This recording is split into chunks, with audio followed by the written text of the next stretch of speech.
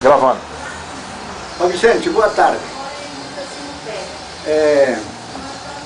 Não sei se você está me vendo, né, meu filho? Eu estou torcendo para que você me veja. Eu estou falando porque, você sabe, a memória da gente já está meio fraca, né? Mas eu fui informado que se vai fazer anos agora este mês. Né? Este mês, não sei se é 23 ou 24, porque eu faço o 23 do mês que vem, de fevereiro, você sabe, né? E vou completar, eu vou fazer 78 anos. Só que eu não sei a idade sua.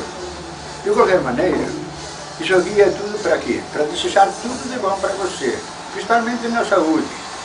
E outras coisinhas que tem por aí que você precisa tomar providência. Né? Eu estou torcendo para você e desejando tudo de bom para você e também para os filhos e os netos.